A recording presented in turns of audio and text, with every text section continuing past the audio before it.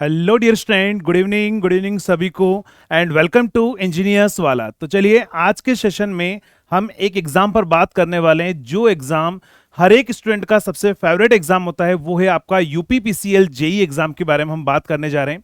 और UPPCL exam के अंदर क्या क्या एलिजिबिलिटी क्राइटेरिया होता है, क्या सिलेबस होता है, किन किन टॉपिक्स पर या किन किन सब्जेक्ट पर आपको बहुत ज्यादा फोकस करना है, उन सभी की अपन बात करेंगे। और यहां पर आपको हर एक इंफॉर्मेशन आज की वीडियो के अंदर मिलने वाली है। तो मेरे साथ में है इस सेशन को ज्वाइन करने के लिए कृष्णा सर हैं, और कृष्णा सर से मैं रिक्वेस्ट करूंगा कि वो स्टूडेंट को बताएं कि आज हम किस किस टॉपिक पर बात करने वाले हैं। बिल्कुल सर सर, बिल्कुल बिल्कुल सबको पता है बच्चों, और आप सब पहले से भी जानते हो यूपीपीसीएल जेई सबसे इंपॉर्टेंट एग्जाम होता है आप सभी के लिए। तो आज जो मैं बात करने वाला हूं, ये टारगेट दिख रहा होगा आपको। सबसे पहले मैं बात करूंगा व्हाई यूपीपीसीएल जेई, क्यों है यूपीपीसीएल जेई इतना महत्वपूर्ण, क्यों इतना भौकाल बना हुआ है यूपीपीसीएल जेई का। साथ साथ इसका एलिजिबिलिटी क्राइटेरिया क्या है, इसको भी देखने वाले हैं। फिर देखने वाला एग्जामिनेशन पैटर्न क्या रहने वाला है, इसको भी देखेंगे। और लास्ट में अपन सिलेबस को भी देखने वाले हैं, जो इस एग्जाम को क्रैक करने के लिए मुझे कौन सा सिलेबस को कवर करना पड़ेगा, तब जाकर हम इस एग्जाम को फोड़ सकते हैं इजीली। ओके, तो वन बाय वन इस सारी चीजों को देखने वाले हैं। तो चलिए सर स्टार्ट करते हैं। सबसे पहले आप हमको ये बताइए सर, जो व्हाई यूपीपीसीएल जेई, आखिर यूपीपीसीएल जेई ऐसा क्या खास है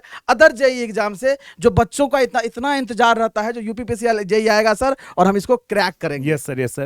तो मैक्सिमम जो भी पूरे ऑल ओवर इंडिया में अगर बात करें ना, तो सर ये एग्जाम हर एक स्टूडेंट का सबसे फेवरेट एग्जाम रहता है। बिल्कुल सर, बिल्कुल सर। और ये क्यों रहता है, इसका मेन रीजन ये है कि सर यहाँ पर जो जेई को जो अदर स्टेट में जो सैलरी मिलती है, कंपैरेटिव यूपीपीसीएल जेई के कंपैरिजन में बहुत कम मिलती है। यहाँ पर सर अगर मैं बात करूं तो जैसे कोई स्टूडेंट अगर यूपीपीसीएल जेई में अगर ज्वाइन करता है तो उसको इन हैंड जो है वो 44,900 जो है लगते से सैलरी उसके अकाउंट के अंदर आती है। और ये जो सैलरी सर वो सारी चीजें कटने के बाद में है, जहां पर पीएफ और सब कुछ कट रहा है। हाँ। अगर नहीं बात करें, अगर कटे नहीं, हाँ। तो ये मोर देन 60+ आपके पास में जाती है ओवरऑल आप सैलरी। देख सकते हो, अगर आप जेई इस पोस्ट के लिए सेलेक्ट हो जाते हो तो 60,000 पर मंथ आपके अकाउंट में सैलरी जाने वाला है। This is the very handsome amount for you guys, जो आप यूपीपीसीएल जेई बनोगे। ओके, अब चलते हैं हम आगे, और आगे बढ़ेंगे सर तो हम बात करने वाले हैं इसके लिए एलिजिबिलिटी क्राइटेरिया क्या होने वाला। तो सबसे पहले सर इसमें ये बता दीजिए, क्या इसमें बीटेक के बच्चे अलाउ है क्या? सर इसके अंदर बीटेक के बच्चे अलाउड नहीं है। यहाँ पर सिर्फ वही स्टूडेंट अलाउ है जिन्होंने 3 साल का सर डिप्लोमा कर रखा है। हाँ। वो अलाउ है इसके अंदर। तो बीटेक वालों के लिए एग्जाम नहीं है, लेकिन सर बीटेक वालों के लिए यूपीपीसीएल एई का एग्जाम वो नॉर्मली आता है। तो वहां पर बीटेक वाले काफी स्टूडेंट पार्टिसिपेट भी करते हैं। तो आज के सेशन में हम बीटेक वालों के लिए बात नहीं करेंगे, हम सिर्फ डिप्लोमा स्टूडेंट के बारे में बात करने जा रहे हैं कि उनके लिए क्या क्या कैरियर अपॉर्चुनिटी होने वाली है। तो सर अगर अपन एलिजिबिलिटी की बात करें तो मिनिमम एज जो है वो 18 होनी चाहिए स्टूडेंट की, और मैक्सिमम जो है वो 14 आपके पास में होनी चाहिए। और अपन ने क्लियरली मेंशन किया हुआ है कि सर 3 ईयर का जो है आपके पास में क्या होना चाहिए, डिप्लोमा जो है वो आपके पास में कंडीशन है वो मेंशन है। बिल्कुल क्लियर।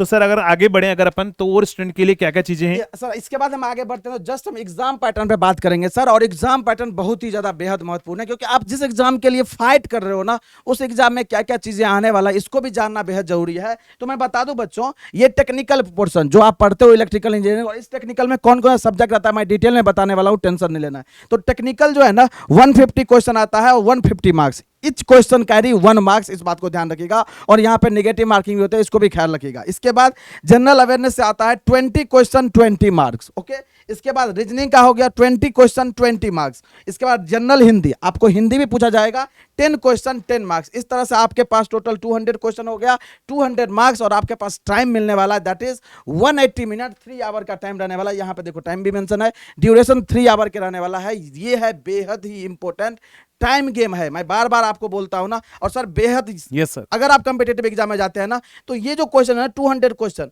अगर बच्चों को वैसे दे दे तो बिल्कुल सोल्व कर लेंगे वो। लेकिन ये जो 3 घंटे का प्रेशर है इस 180 मिनट में, और ये 200 क्वेश्चन को करना, इसी तो यही चीज तो डिसाइड करेगा ना जो आप करियर में कितने आगे जाओगे, यूपीपीसीएल जेई बनोगे या नहीं बनोगे, या कोई और करियर में जाके सेट हो जाओगे। तो ये बेहद इंपॉर्टेंट है, और इसमें सारे जो सिलेबस है ना उसको हम लोग डिटेल में भी जानने वाले हैं। तो सर ये बताइए, इसमें जो टेक्निकल 150 क्वेश्चन आता है उसमें कौन कौन से सब्जेक्ट इंक्लूड होते हैं, इसके बारे में थोड़ा आप बताइए बच्चों को। यस सर, इसके बारे में अपन बात करते हैं। तो देखो सर, यहाँ पर 180 मिनट में 200 क्वेश्चन करने, ये प्रेशर तो है, लेकिन सर इससे भी बड़ा प्रेशर जो है अपने स्टूडेंट है नॉर्मली एसएससी जेई एग्जाम में लेके चलते हैं कि 2 आवर्स में 200 क्वेश्चन जो है वो आपके पास में करते हैं, तो इससे भी बड़ा प्रेशर वहां पर रहता है। लेकिन एसएससी जेई में थोड़े से इजी क्वेश्चन आते हैं सर, थ्योरेटिकल काफी ज्यादा होते हैं, बिल्कुल। लेकिन यूपीपीसीएल में मैंने देखा है कि कुछ लेवल तक क्वेश्चन पूछ लेता है वो एग्जाम के अंदर। और सर यहाँ पे जो Yes, sir. सिलेबस का जो है ना उसका गहराई बहुत ज्यादा है, यहाँ पे नंबर ऑफ सब्जेक्ट जो है ना वो आपको बहुत ज्यादा पढ़ने होंगे। अब ये हम देखेंगे कौन कौन सब्जेक्ट एक्स्ट्रा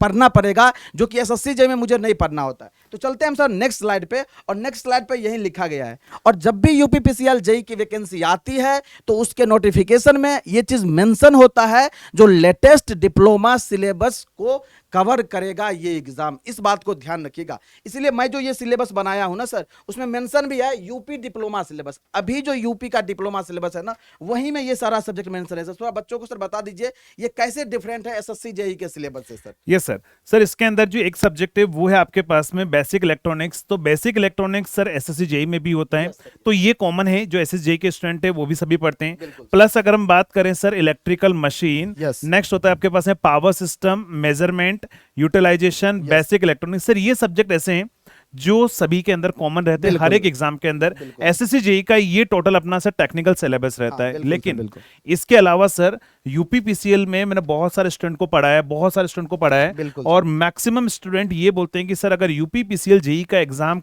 क्लियर करना है तो सर पावर इलेक्ट्रॉनिक्स पढ़ना बहुत जरूरी है। बिल्कुल सर, ये जो आपके पास है 150 क्वेश्चन में से सर कम 15 क्वेश्चन जो है ओनली पावर इलेक्ट्रॉनिक्स के पूछे जाते हैं, और पावर इलेक्ट्रॉनिक्स एसएससी जेई में आता नहीं है। और सर स्टूडेंट के लिए सबसे टफ सब्जेक्ट भी उनको यही लगता है पावर इलेक्ट्रिकल का कोर सब्जेक्ट भी है। तो पावर इलेक्ट्रॉनिक्स भी हो चुका है, एडिशनल सर डिजिटल इलेक्ट्रॉनिक्स भी पढ़ना है, plus micro processor, micro controller, and जो कोई नहीं पढ़ाता है वो भी सब्जेक्ट यहाँ पर है, जो PLC, SCADA, AutoCAD, MATLAB. लेकिन ये सारे सब्जेक्ट जो है वो आपके लिए डील करेंगे, वो कृष्णा सर ही डील करेंगे, और वो बहुत जल्दी आपके लिए यूट्यूब पर भी सेशन है लेकर आएंगे आप सभी स्टूडेंट के लिए।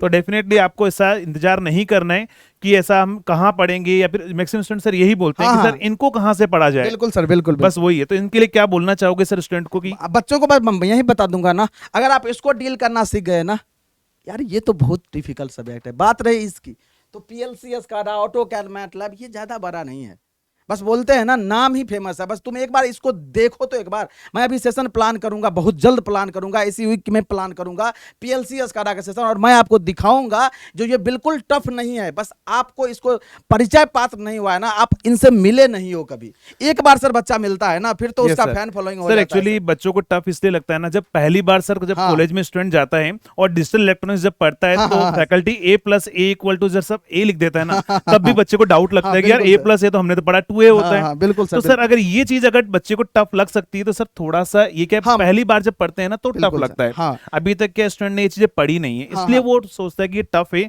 बाकी ऐसा कोई टफ नहीं है। और ध्यान रखना कोई भी सब्जेक्ट टफ नहीं होता, ये सब आपकी सोच पर डिपेंड करता है कि आपकी सोच कैसी है। अगर आप सोचोगे सर इजी है तो डेफिनेटली वो जो है आपके लिए बहुत ही इजी रहने वाला है। बिल्कुल जी सर।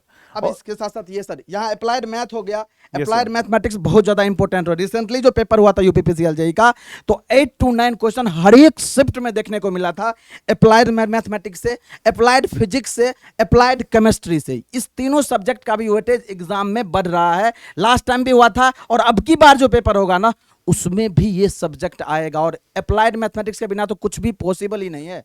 आप जो यहाँ बेसिक इलेक्ट्रिकल पढ़ते हो वहां पे भी जरूरत पड़ेगा, आप मशीन पढ़ते हो वहां पे भी जरूरत पड़ेगा, आप पावर सिस्टम पढ़ोगे वहां पे भी जरूरत पड़ेगा, मतलब हर जगह जरूरत पड़ने वाला है। बाकी सर और जो सब्जेक्ट है इसके बारे में थोड़ा ब्रीफ कीजिए। यस सर, बच्चे को सर अप्लाइड फिजिक्स, केमिस्ट्री भी पढ़ना है, प्लस बेसिक ऑफ आईटी भी पढ़ना है, कंप्यूटर का थोड़ा बहुत नॉलेज होना चाहिए, इंजीनियरिंग ड्राइंग पढ़ना है सर, इलेक्ट्रॉनिक्स कंपोनेंट पढ़ना है, एनवायरमेंटल पढ़ना है, इंडस्ट्रियल पढ़ना है, मतलब कितना कुछ पढ़ना है। यस सर, तो सर इसीलिए तो सैलरी भी ज्यादा है कि इतना कुछ पढ़ना है। तो बेटा अगर आपने ज्यादा मेहनत करोगे तो मिलेगा भी आपको ज्यादा ही मिलेगा ना। बाकी एसएससी जेई में मिलता उतना ही, एसएससी जेई की लगभग सर सैलरी 50 के अराउंड ही रहती है आपके पास में, तो वहां पर भी ठीक है। लेकिन आपके पास में यहाँ यूपीपीसीएल सर मैक्सिमम मैंने देखा है, चाहे कोई स्टूडेंट एसएससी जेई भी लग जाता है ना, तो और अगर मान लो यूपीपीसीएल जेई में हो गया तो वो प्रीफर करेगा यूपीपीसीएल जेई के अंदर आना। इसका सर एक एडवांटेज ये भी है ना सर, आप जब एसएससी जेई का एग्जाम का तैयारी करते हैं तो एसएससी जेई में 2 एग्जाम देना पड़ता है। एक तो प्रीलिम्स देना पड़ेगा आपको, इसके बाद मेंस भी लिखना पड़ेगा, तब जाके आपका डॉक्यूमेंट वेरिफिकेशन फाइनल सिलेक्शन। लेकिन ये एग्जाम ऐसा है ना, केवल अगर इसको फोड़ लिए आप, इसके कटअप को पार कर लिए और कटअप क्या रहने वाला उसके बारे में बात करूंगा लास्ट में। अगर यही एग्जाम फोड़ दिए ना, बस आप जाकर जेई बनो, फिर डॉक्यूमेंट वेरिफिकेशन करवाओ, आराम से यूपी में जाके कहीं भी सेट हो जाओ, इसके बाद कोई दिक्कत नहीं है। यही है सर इस एग्जाम का Yes, एडवांटेज सर समझिए। सर इसके अंदर कुछ नॉन टेक्निकल पार्ट हाँ भी सर, आई थिंक बिल्कुल जीके कुछ आता होगा, हाँ। तो सर स्टूडेंट को एक बार थोड़ा सा ब्रीफ कर हाँ, दीजिए। ये सर ये हो गया सर, ये हो गया sir GK general awareness and general knowledge. Sir इसमें पूछता है इंडियन हिस्ट्री वाला पोर्शन पूछा जाता है, इंडियन कॉन्स्टिट्यूशन वाला पोर्शन पूछा जाता है, इंडियन इकोनॉमी पूछा जाता है, करंट अफेयर जो कि इंटरनेशनल और नेशनल दोनों पूछा जाता है यहाँ पे, इंडियन वर्ल्ड ज्योग्राफी पूछा जाता है sir, event related to India and its neighbours countries के रिसेंटली जितने भी यूएनएस 6 मंथ का वो सब यहाँ पे पूछने के चांसेज है। इसके बाद जनरल पॉलिटी पूछा जाता है और इंडियन कल्चर एंड हेरिटेज के बारे में पूछा जाएगा। और लास्ट में आपका फेवरेट और आप लोग जानते भी हो साइंस एंड टेक्नोलॉजी, जो कि जनरली आप लोग अपडेटेड रहते हो इन सबसे, क्योंकि इंजीनियर है तो इंजीनियर तो साइंस एंड टेक्नोलॉजी से अपडेटेड रहेंगे ही रहेंगे, क्योंकि टेक्नोलॉजी यही बिल्ड कर रहे हैं और कुछ भी चेंजेज आता है तो आपको डेफिनेटली पता होता है। और अगर नहीं भी पता है ना, तो अगर आप इस एग्जाम को देने जाओगे तो उसको पता करके जाना पड़ेगा, क्योंकि यहां से क्वेश्चन आता है सर एग्जाम। सर एक मैक्सिमम स्टूडेंट की क्वेरीज होती हाँ। है कि जैसे एसएससी जेई एग्जाम की अगर वो प्रिपरेशन करता है जी सर। तो बोलता है सर 3 से 4 महीने मेरा सिलेबस कवर हो हाँ, जाता है, और नॉर्मली वो प्रिपरेशन कर भी लेता है। बिल्कुल सर। लेकिन सर क्या यूपीपीसीएल एग्जाम की तैयारी 2 से 3 महीने में क्या पॉसिबल है क्या? सर 2-3 महीने में ऐसे तो पॉसिबल नहीं होगा, क्योंकि इसका सिलेबस थोड़ा वास्ट है सर। Yes, इसमें sir. आपको टाइम देना पड़ेगा। ये जो सब्जेक्ट दिख रहा है ना इसमें सर, इसमें प्रॉपर इसको ऐसा नहीं बहुत ज्यादा टाइम लगेगा, लेकिन आपको एक टाइम देना पड़ेगा, क्योंकि एक बार गो थ्रू करना पड़ेगा, उसके सेट ऑफ क्वेश्चन को प्रैक्टिस करना पड़ेगा, तब जाके आप इसको एग्जाम में जाओगे या इसका जब मॉक पेपर लगाओगे तब आपके अंदर कॉन्फिडेंस आएगा। ऐसे अगर पहली बार इसके क्वेश्चन को दोगे ना आप, तो कॉन्फिडेंस नहीं आएगा, टिक करोगे लगेगा सर सही होगा या गलत होगा, कोई Yes, गारंटी नहीं है इसका। इसलिए थोड़ा सा सर प्रैक्टिस मांगता है, और बस प्रैक्टिस ही मांगता है, ऐसा नहीं टफ है।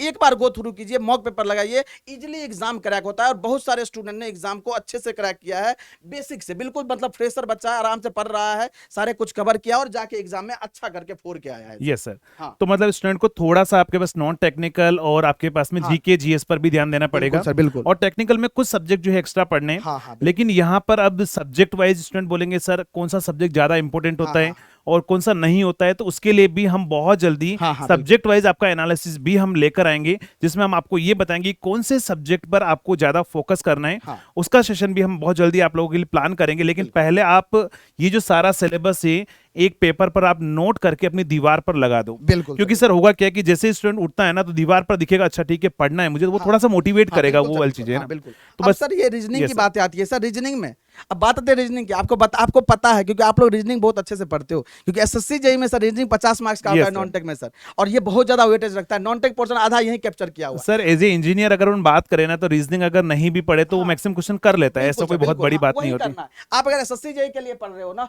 तो ये रीजनिंग भी उसी में कंप्लीट हो जाएगा सर। इसी का सबसेट समझिए ये है। Yes, sir. यहाँ पे वही चीज अल्फा न्यूमेरिक सीक्वेंस पजल है, क्लॉक है, सिचुएशन रिएक्शन टेस्ट है, क्लासिफिकेशन है, अर्थमेटिक रीजनिंग पूछा जाता है, इंसर्टिंग द मिसिंग कैरेक्टर पूछा जा रहा है, स्टेटमेंट कंक्लूजन पूछा जा रहा है, लॉजिकल वेन डायग्राम पूछा जा रहा है, अल्फाबेट टेस्ट पूछा जा रहा है, एनालॉजी एंड पजल टेस्ट पूछा जा रहा है। इस पर number series, calendar, statement argument, coding decoding, mathematical operation आपका फेमस होता है ना कोडिंग डिकोडिंग, और यहां से क्वेश्चन 5 से 6 क्वेश्चन पूछा जाता है, इसमें याद रखिएगा। इस बार logical sequencer, direction sense test, driving conclusion form of passage, ranking and time sequence, बहुत ज्यादा चीज लिखा हुआ है। बस आपको एक बार गो थ्रू करना है सारी चीजों को, ये सर, इंपॉर्टेंट ये जो चीजें हैं आई थिंक मेरे हिसाब से स्टूडेंट जो 10th तक नॉर्मली पढ़ता हाँ, हाँ, ही बस बिल्कुल है सर, स्कूलिंग हाँ। के अंदर, तो उससे कोई बहुत टफ नहीं आता है यहाँ से क्वेश्चन। हाँ, हाँ। अगर थोड़ा बहुत अगर आपको नॉलेज होगा और वैसे आप एसएससी जेई की भी आप तैयारी कर हाँ, रहे बिल्कुल होंगे सर। तो वहां पर सब कुछ जो है आपको ये पढ़ाने वाले हैं, तो इसकी आपको टेंशन नहीं लेनी है।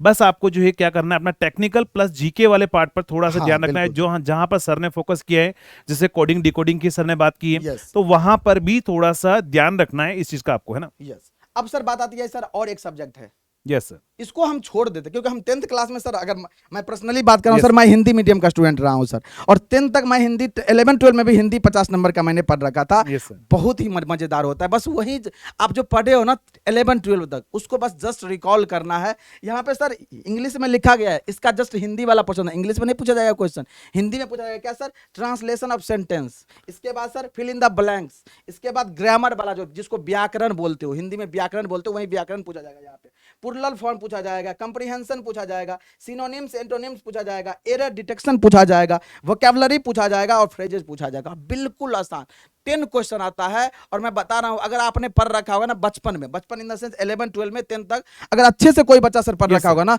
तो यहां से 6 से 7 क्वेश्चन इजीली करेक्ट करके सर आता है आराम सर। से देखो, विलोम शब्द हाँ। और ये आपके वैसे पर्यायवाची बिल्कुल शब्द, सर। प्रत्यय और ये सारी हाँ, जो पूछते हैं, बिल्कुल सर। तो हिंदी अपने को भी याद आ रही है, हाँ, सारी अपन ने बिल्कुल सर, पढ़ी हुई बिल्कुल, है। हाँ। तो ऐसा आराम से स्टूडेंट कर सकता है। और वही सर 10th तक जो आए हुए होते हैं ना एग्जाम वही बोर्ड के लेवल का अंदर, होता है, हाँ। उसी लेवल के क्वेश्चन बिल्कुल आपको सर, यहाँ पर बिल्कुल, पूछे हाँ। जाते हैं स्टूडेंट को। जी। तो बस आपको यही चीज ध्यान रखना, ये सारा सिलेबस जो है वो आपको पहले क्या करना है, इसको अच्छे से गो थ्रू हो जाना है और इसके अकॉर्डिंग आपको तैयारी कर रहे हो। और आप देख रहे होंगे सर, सिलेबस को देखते हुए बात करें बिल्कुल। तो आपको टाइम लगेगा। और सर ऐसा सुनने में भी आ रहा है कि यूपी पीसीएल की जो वैकेंसी है वो आने वाले 1 या 2 महीने में आने वाली है। बिल्कुल सर, वैकेंसी कंफर्म हो गया है, ये कंफर्म कंफर्म हो गया है। वैकेंसी डिले हो रही है, आपको पता है यूपीपीसीएल जेई डिले हो रही है, कंफर्म आ गया है। गुप्त सोर्स से ये जानकारी मिल चुकी है, वैकेंसी कंफर्म है। इसलिए आपको तैयारी जो कर रहे हैं बेहतरीन, बहुत अच्छा। और जो थोड़ा डायलमा में है क्या करे नहीं करे, आपको तैयारी अब स्टार्ट कर देना चाहिए। और बात आती है सर यहाँ पे, ये जो 200 क्वेश्चन और 200 मार्क्स है सर, हम Yes, sir. टारगेट क्या करें? तो मैं बता दूं आपको, जो रिसेंटली जितने भी कटअप रहे हैं ना, अगर आपको back of the mind target करना है जो कितना नंबर से हम टारगेट कर सकते हैं, तो सर मैं बोलना चाहूंगा, अगर कोई Yes, sir. बच्चा 150 प्लस मार्क्स मतलब 150 प्लस मार्क्स 150 अगर plus. टारगेट कर रहा है ना, तो श्योर है जो एग्जाम में वो आराम से क्वालिफाई करेगा, उसको कोई रोक नहीं पाएगा। 150 प्लस माइंड में लेके चलिए आप, इससे प्लस जो जितना भी जाएगा 152 आ जाए, 154 सर नॉर्मली ये हो चुका है कि 70-75 आजकल हर एक एग्जाम हाँ का सर, क्राइटेरिया हो बिल्कुल, चुका है हाँ, कि वो तो हो चुका 75% मार्क्स अगर ले आता है तो स्टूडेंट के चांसेस होते हैं सिलेक्शन के। एसएसजे में भी नॉर्मली यही रहता है, हाँ, हाँ। अगर 140 अराउंड अगर आप ले आते हो तो हाँ। आपका सिलेक्शन होने के चांसेस रहते हैं। बिल्कुल सर, तो बिल्कुल। बस ये सर ने बोला जो क्राइटेरिया है उसका जरूर आप लोगों को ध्यान रखना है, इस चीज का पूरा पूरा, है ना। हाँ सर, जी बिल्कुल। सर। तो इस तरह से हो गया, सारी चीजें मैंने बताया आपको, क्या क्या एलिजिबिलिटी क्राइटेरिया आपको मैं कंक्लूड कर दे रहा हूं सेशन को। तो आपको पता है ये ओनली डिप्लोमा वाले स्टूडेंट के लिए है, जो रेगुलर डिप्लोमा किए हैं 3 इयर्स का, उसके लिए है, ये बीटेक वालों के लिए नहीं है। इस चीज को क्लियर रखिए। बाकी आप किसी भी स्टेट से है, नॉट ओनली यूपी, आप इंडिया के किसी भी कोने से हो, इस फॉर्म के लिए अप्लीकेबल हो, टेंशन नहीं लें, बस पढ़ाई स्टार्ट कर देना है आपको। ओके, इसके बाद इसका बात रही exam pattern, 200 question 200 marks, time 3 hour है सर। और इसमें technical 150 question 150 marks, general awareness 20 question, reasoning का 20 क्वेश्चन, जनरल हिंदी का 10 क्वेश्चन। ओके, इसके बाद ये सिलेबस डिटेल में आपको दिख रहा है, ये सारे सब्जेक्ट को नोट डाउन कर लेना है। और मैं ये जो कुछ दिख रहा होगा यहाँ से, जो सर कुछ ऐसा सब्जेक्ट है जिसको हम कभी देखे नहीं है, डोंट वरी, उसका भी सेशन हम लोग प्लान करेंगे। 1 बाय 1 आपको सेशन दिखेगा यूट्यूब पे, और वहां से हम चीजों को जानेंगे जो कितना आसान है, कितना डिफिकल्ट है, सब बताऊंगा। ओके, और सर ये मैक्सिमम टाइम स्टूडेंट क्या होता है, मैक्सिमम ये सोचता है स्टूडेंट की सर मेरा तो 10th अच्छा नहीं रहा है, मेरी स्कूलिंग अच्छी नहीं हुई है, हाँ। तो सर मैं जो है मेरे से काफ़ी ज़्यादा इंटेलिजेंट स्टूडेंट हैं, वो इस एग्जाम को देने वाले हैं, सर मैं क्या नया करूं। तो सर उन स्टूडेंट के लिए मैं एक छोटी सी एक बात बोलूंगा, बिल्कुल सर, जो बीत गया उसे सोचा नहीं करते, बिल्कुल सर, जो बीत गया उसे सोचा नहीं करते, जो मिल गया उसे खोया नहीं करते, अक्सर मंजिल उसी को मिलती है दोस्त जो वक्त और हालात पर रोया नहीं करते। बिल्कुल, तो बिल्कुल, जो सर बिल्कुल। हो चुका है हाँ। उसका कोई मतलब कोई नहीं मतलब है, नहीं है, उसको हाँ। अगर आप लेके बैठे रहोगे कि मेरा ये हुआ था, उससे कोई मतलब नहीं है। बिल्कुल। अभी आपके पास में क्या है, टाइम है, आप अपनी प्रिपरेशन स्टार्ट कर सकते हो और जी जान से आपको लगना पड़ेगा इसके लिए। और आपका सिलेक्शन है ना तभी होगा जब आपके अंदर से आवाज आएगी कि हाँ मेरा होने वाला है सर। यस, बिल्कुल, किसी के बिल्कुल। कहने से सिलेक्शन नहीं बिल्कुल होता है। नहीं, बट मैक्सिमम टाइम स्टूडेंट क्या करता है सर, दूसरे से राय लेता है कि यार मुझे क्या करना चाहिए। सर अपने आप को, जो खुद आदमी है ना, अपने आप को जितना अच्छे तरीके से समझता है ना, वो दूसरा नहीं समझ कोई नहीं सकता। समझ सकता सर, कोई समझ ही नहीं सकता मतलब उस बात कभी भी स्टूडेंट को मैं यही बोलूंगा कि अगर उसको किसी एग्जाम के बारे में बात करनी है कि यार इसमें मेरा होगा या नहीं होगा, या मैं फॉर्म फिल करूं या नहीं करूं, किसी दूसरे से बात करने की जरूरत नहीं है। आईने के सामने खड़े हो जाओ और अपने आप से बात करो कि क्या मैं ये एग्जाम निकाल सकता हूं, क्या मैं एग्जाम फोड़ सकता हूं। अगर आपके अंदर से आवाज आ गई ना, तो आपका सिलेक्शन कोई भी नहीं रोक सकता है। बिल्कुल सर, तो बिल्कुल सर सर। राय जो है अपने आप से लेनी है स्टूडेंट को। बिल्कुल सर। बस मैं लास्ट में यही बोलना चाहूंगा और आप फाइनली सर बच्चों को कंक्लूड कर दीजिए। यस, क्या बोलना चाहेंगे सर? बस लास्ट में मैं यही बच्चों को बोलना चाहिए, सर ने बिल्कुल करेक्ट बोला है। आपको लग रहा होगा ना, जो मेरा सिचुएशन जो है ना, वो कोई और बंदा चेंज कर सकता है, ये मेरा पापा चेंज कर देंगे, मेरा मम्मी चेंज कर देंगे, सर चेंज कर देंगे, मैं चेंज कर दूंगा, मेरे मामा चेंज कर देंगे, मतलब लॉट्स ऑफ पर्सन दिख रहा होगा। लेकिन मैं बता रहा हूं, कोई नहीं चेंज कर सकता आपका सिचुएशन। आपका सिचुएशन केवल और केवल आप चेंज कर सकते हो। अगर आपके अंदर वो जुनून है, आपके अंदर वो जज्बा है, आपके अंदर कंसिस्टेंसी है, तो आप डेफिनेटली उस सिचुएशन को चेंज करोगे। और इसी तरह से अगर इस एग्जाम को क्रैक करना है ना, तो आपको कंसिस्टेंट वे में लगना पड़ेगा। और सारी चीजों के बारे में मैं बता चुका हूं ऑलरेडी, क्या सिलेबस रहने वाला है, क्या चीज एग्जाम में पूछा जाता है, और बाकी इसके बारे में आप लोगों के मन में क्वेश्चन आ रहा होगा, सर इसका कटअप क्या रहता है। Yes, sir. तो बहुत ही जल्द इसका सेशन शेड्यूल दिखेगा आपको, बहुत जल्द, मतलब मतलब 2 से 3 दिन में ही दिखेगा। बस ये सेशन कैसा लगा कमेंट बॉक्स में जरूर बताइएगा, और भी अगर किसी तरह का कोई क्वेरी है आपको तो कमेंट बॉक्स में आप लोग डाल दीजिएगा, हम लोग डेफिनेटली उसका रिप्लाई कर देंगे। बाकी मिलते हैं नेक्स्ट सेशन में, तब तक आप लोगों के लिए thank you so much and happy Holi सभी को।